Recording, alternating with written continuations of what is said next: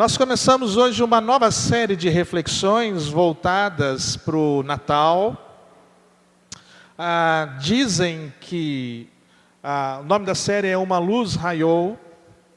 E dizem que nós percebemos que o Natal está chegando quando a gente está assistindo a televisão e começa a aparecer aquela chamada de fim de ano da Rede Globo dizendo: hoje a festa é nossa, hoje a festa é sua.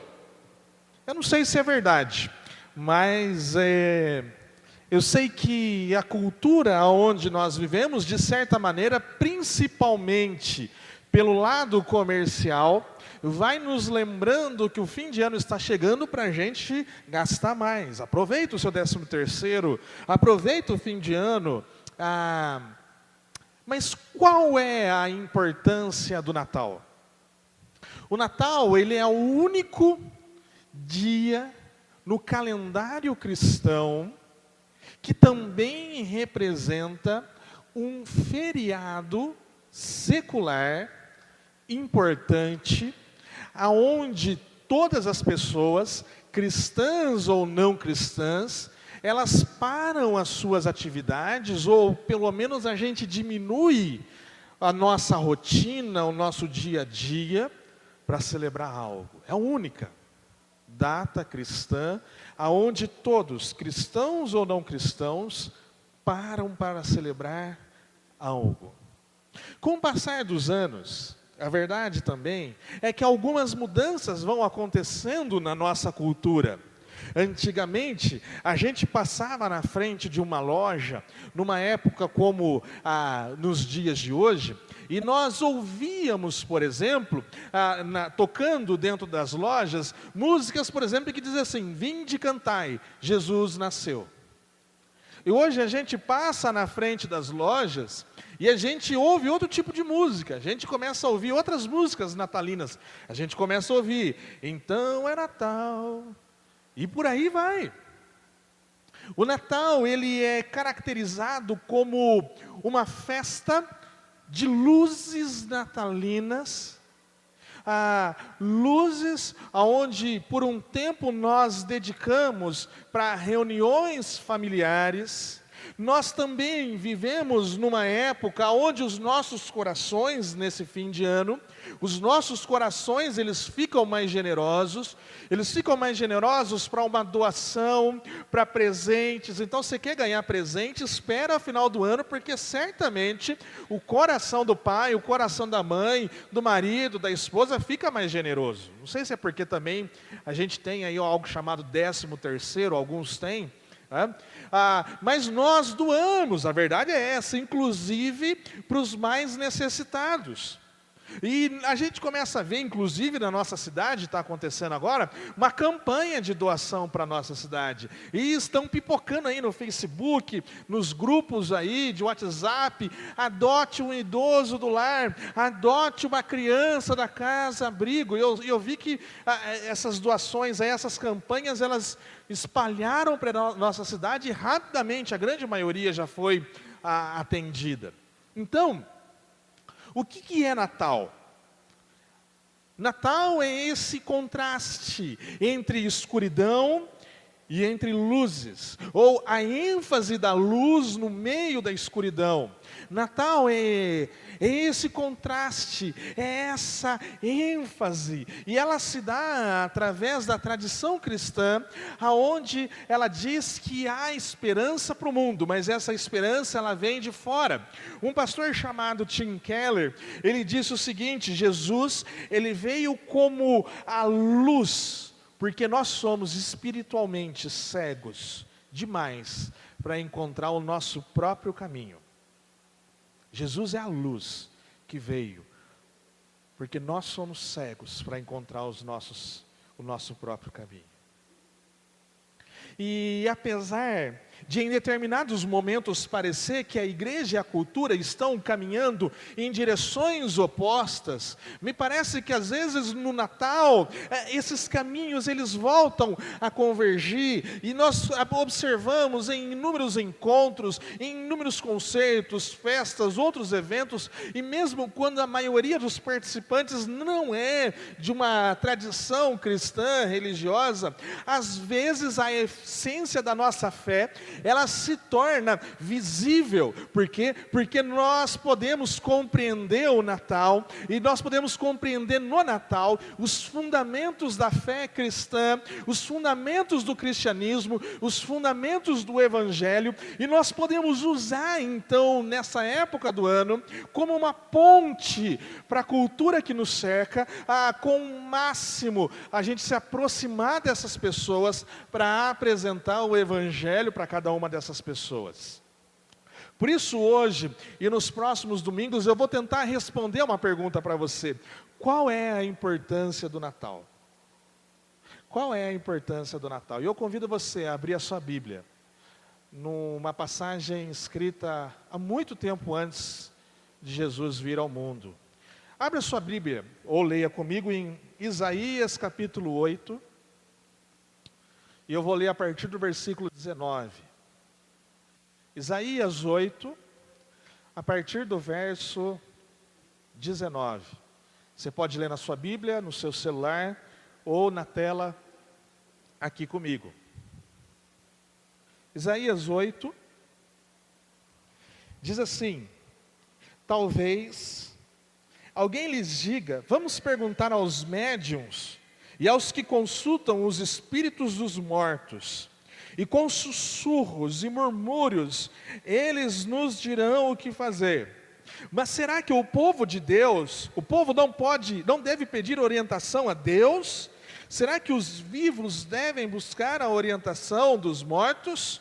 Consultem a lei e os ensinamentos de Deus. Aqueles que contradizem a sua palavra jamais verão a luz. Andam sem rumo, cansados e famintos, e por causa da fome amaldiçoam o seu rei e o seu Deus. Olharão para o céu e depois olharão para a terra, mas para onde voltarem os olhos só haverá problemas, angústia e um sombrio desespero, e serão lançados nas trevas. Para por aí. O livro de Isaías, ele marca um momento de transição na história do povo de Israel. Os livros que antecedem Isaías, nós chamamos de os livros poéticos. Salmos, Provérbios, Eclesiastes, Cantares, e esses livros poéticos, eles narram, eles marcam o período áureo da história do povo de Israel. Porém, quando nós entramos no livro de Isaías, em Isaías nós começamos a entender Deus narrando o declínio do povo de Israel. O livro de Isaías, ele foi escrito em uma época onde o povo de Israel estava sendo ameaçado pelo exército da Assíria. E nessa época o exército da Síria era um grande exército, a maior potência militar, e essa potência militar, ela tirava a paz dos seus adversários. E o que nós vemos aqui em Isaías capítulo 8 é que um povo estava distante de Deus. Um povo estava vivendo longe dos propósitos de Deus. Um povo vivia completamente na escuridão. E tempos sombrios viriam então para os israelitas como consequência deles viverem uma vida longe dos propósitos de Deus.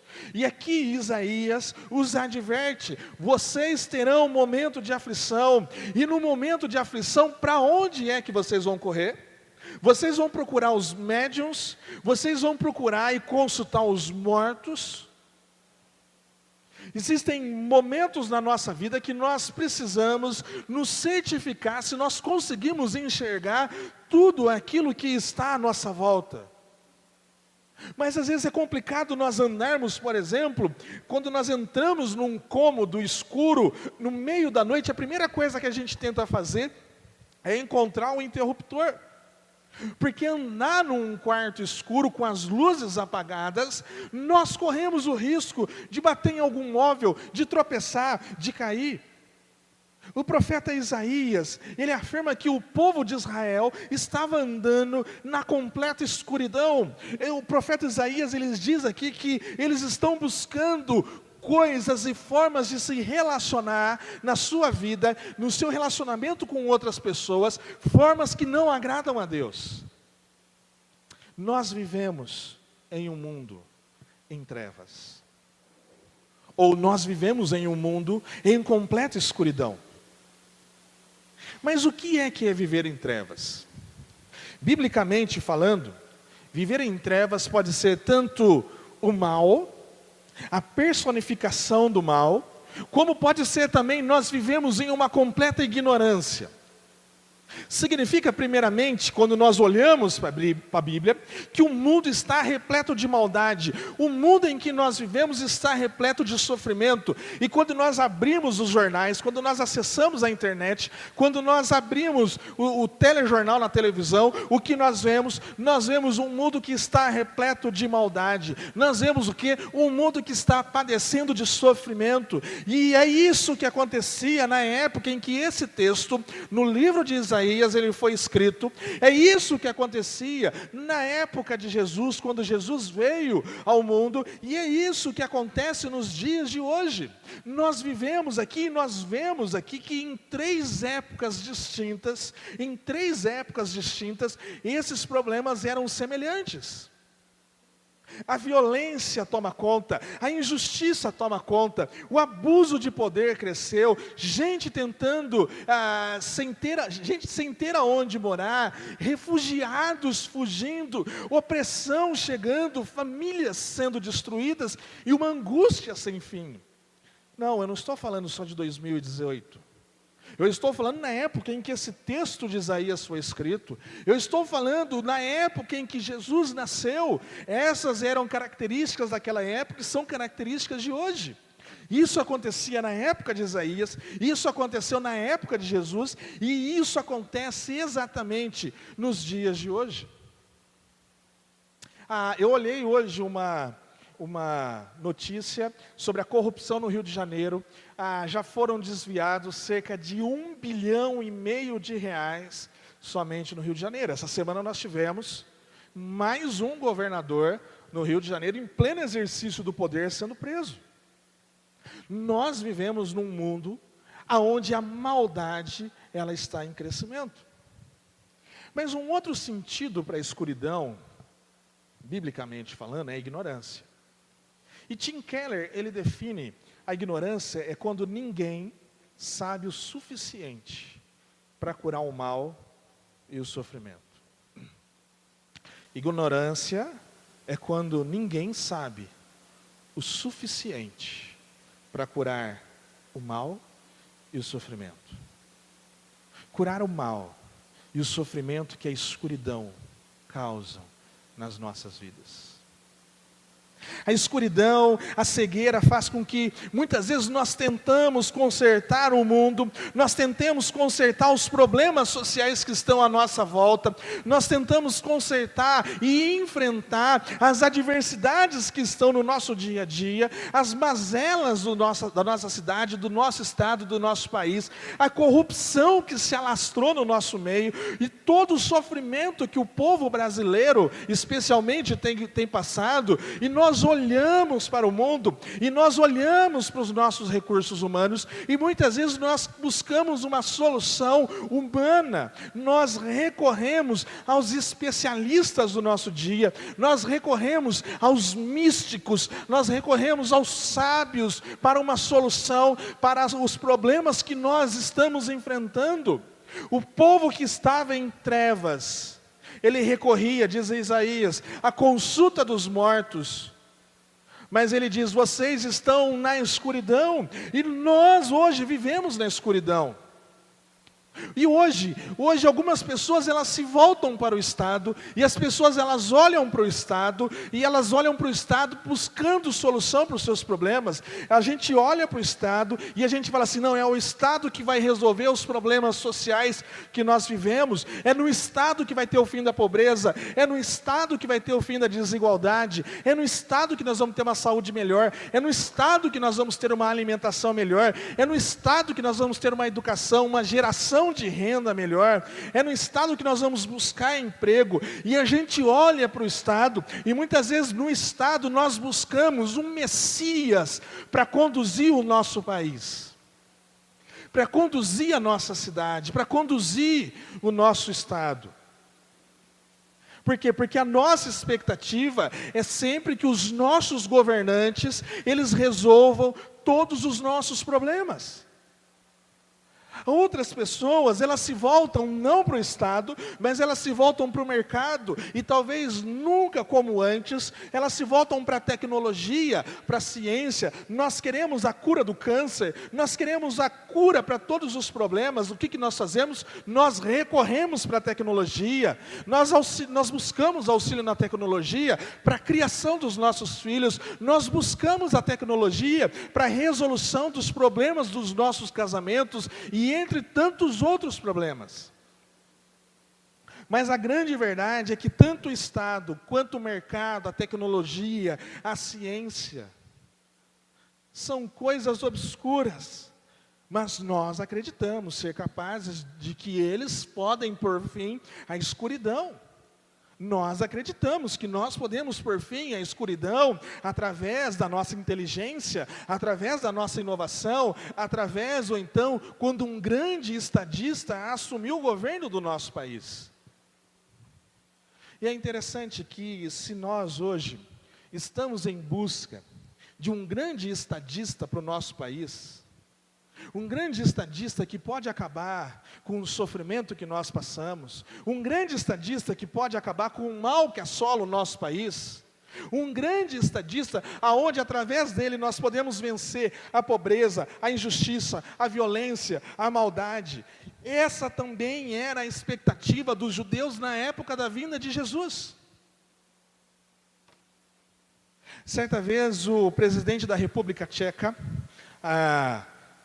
Václav Havel, ele disse assim: a busca de uma vida de bem-estar não ajudará a humanidade a se salvar. Nem a democracia sozinha é suficiente. O que ele está querendo dizer? Nós precisamos de uma outra alternativa que nós não temos. O que ele quer dizer? Nós precisamos de uma busca, nós precisamos de um auxílio, nós precisamos de uma ajuda que nós não conseguimos enxergar. Ou trazendo para o tema de hoje, nós não enxergamos porque nós estamos imersos na escuridão. Nós vivemos num mundo onde as pessoas se acostumaram a viver na escuridão. Mas eu tenho uma boa notícia para você.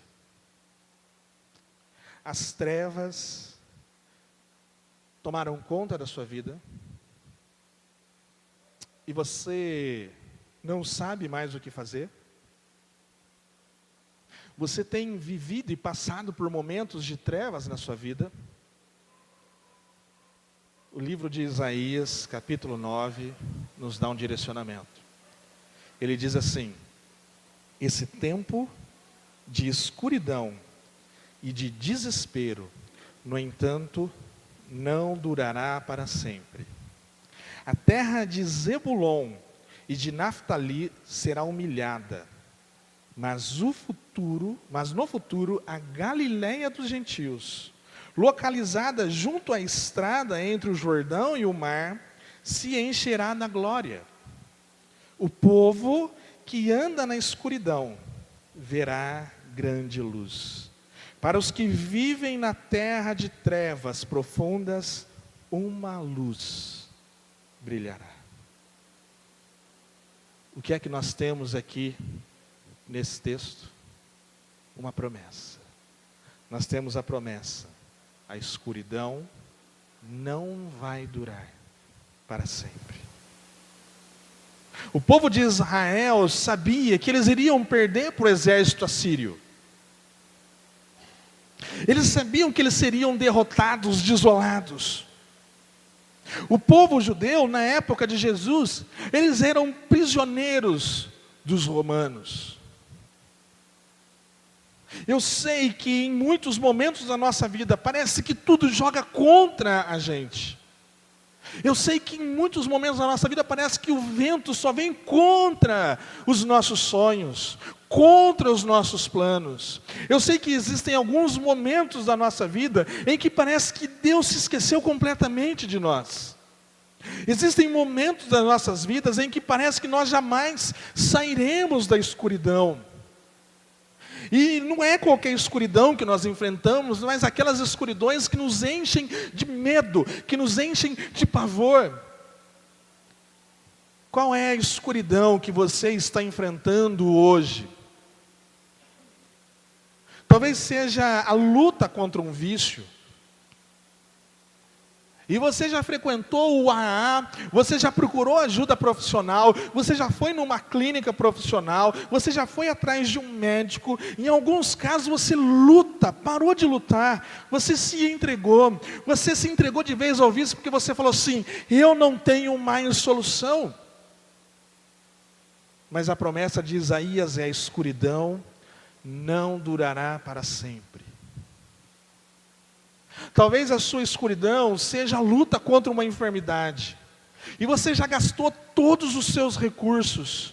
Você luta contra a enfermidade e você busca esperança nos remédios, você busca esperança nos médicos, você busca esperança em tratamentos alternativos. E isso muitas vezes tem gerado cansaço, tem gerado desânimo, frustração.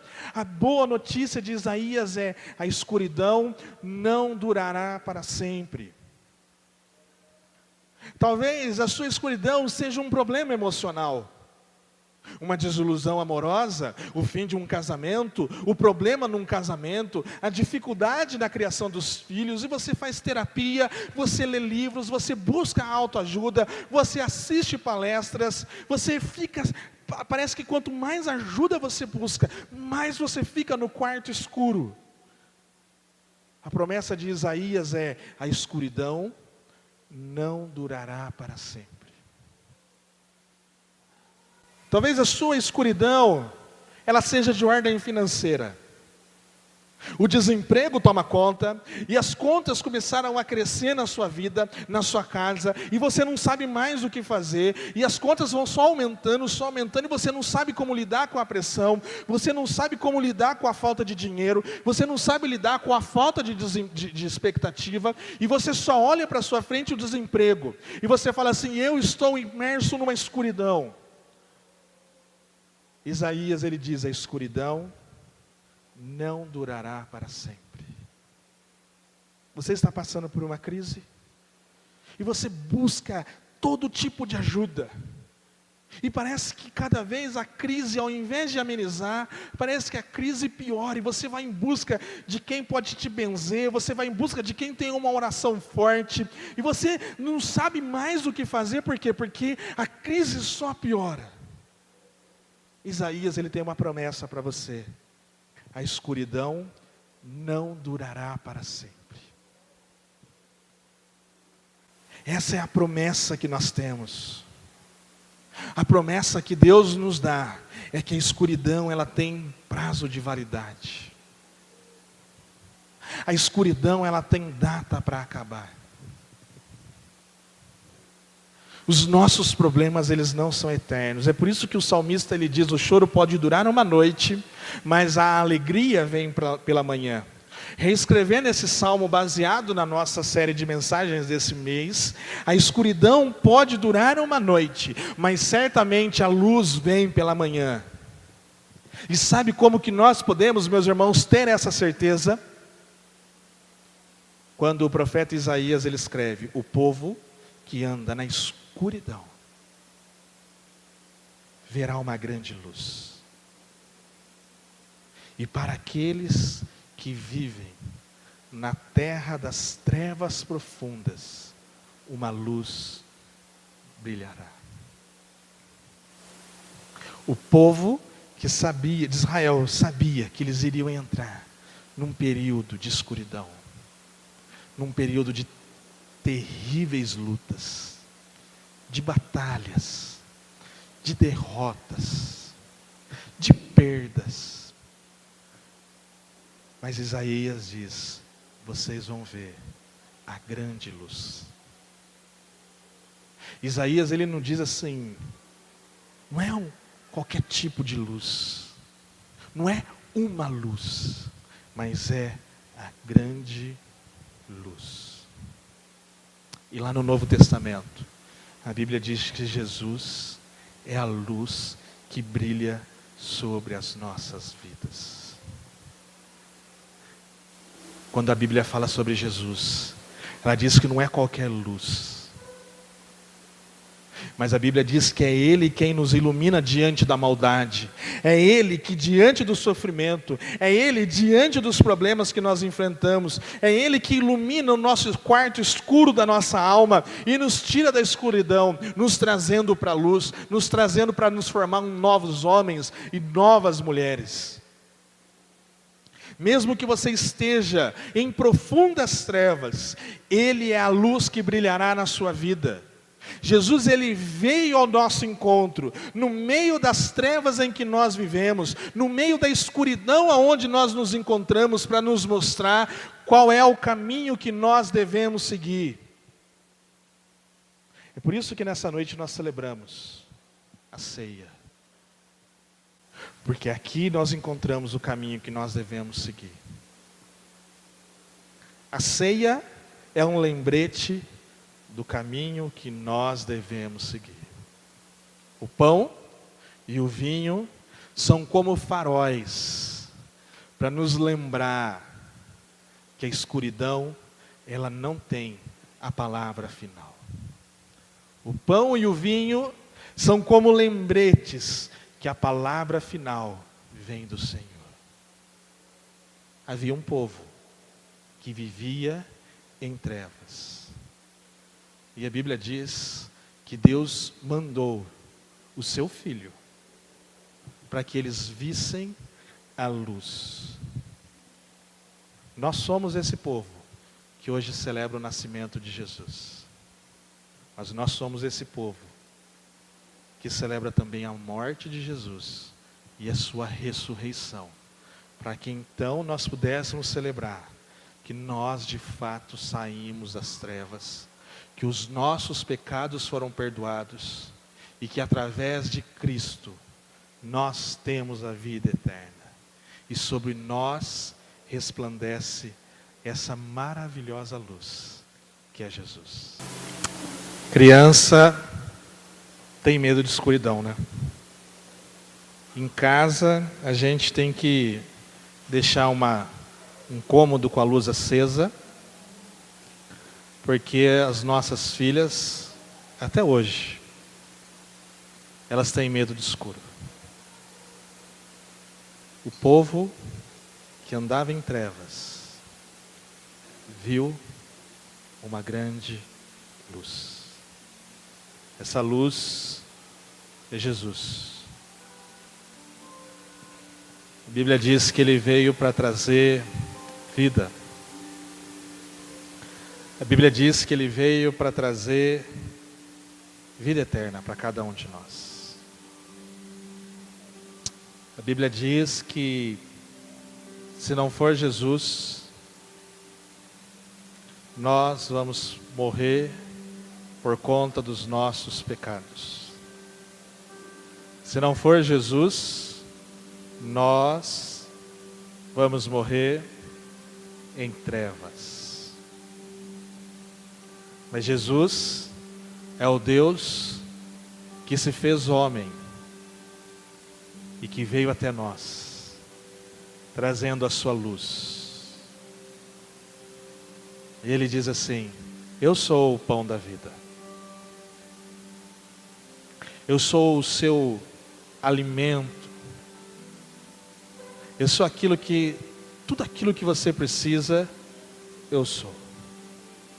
E quando nós nos apropriamos desse pão que é Jesus, a nossa vida iluminada. Interessante. Uma luz que veio numa pequena cidade, lá longe, lá para o povo de Israel. Essa luz, ela continua brilhando, através dos tempos, através das nossas vidas. Essa luz, ela foi brilhando através dos apóstolos. Essa luz, ela chegou na África. Essa luz, ela chegou em outros países da Ásia. Essa luz, ela alcançou a Europa. Por quê? Porque essa luz veio tirar homens das suas trevas. Essa luz, ela chegou na América do Norte. E um dia ela chegou ao Brasil. Que Jesus é a luz que ilumina os nossos corações. E por isso que diante dos seus discípulos, ele diz: quem comer desse pão, quem comer do meu corpo, quem comer, vai encontrar vida eterna, vai encontrar perdão dos pecados. Jesus é a luz que nos ilumina dos nossos pecados. Jesus também, ele diz para os seus discípulos, ele diz assim: esse é o meu sangue, derramado em favor de vocês. Jesus não somente nos ilumina das trevas aonde nós estamos, como através do seu sangue derramado, ele nos tira das trevas e nos leva para o céu, nos dando a vida eterna. E quando o sangue de Jesus é derramado, todos os nossos pecados foram perdoados. O pão é quando Jesus, ele toma as nossas dores. E Isaías, um pouquinho mais para frente, ele diz que as dores foram tantas que o cordeiro ficou irreconhecível. Mas o sangue é quem nos limpa de todos os nossos pecados e que nos tira das trevas para nós termos uma vida eterna para com Deus. Nessa noite nós temos aqui o pão e o vinho para celebrar a luz que veio entre nós, porque nós éramos cegos e essa luz que é Jesus nos mostrou o caminho, que é o caminho da cruz, que nos leva para o perdão dos nossos pecados e nos leva para a vida eterna. Feche seus olhos, vamos orar. Pai, em nome de Jesus, nós oramos ao Senhor nesse momento, Pai, porque o Senhor é a luz que ilumina as nossas vidas. E que luz é essa, Pai, que o Senhor nos deu o teu corpo, o Senhor nos deu o teu sangue, o Senhor se apropriou das nossas dores, dos nossos pecados, do nosso sofrimento, porque o Senhor diz: a escuridão não durará para sempre. E quando o seu sangue foi derramado naquela cruz, o Senhor perdoou os nossos pecados e nos deu a salvação e a vida eterna. E por isso nós estamos aqui essa noite, ó Deus, agradecidos. Obrigado pela luz que nos ilumina. Em nome de Jesus. Amém.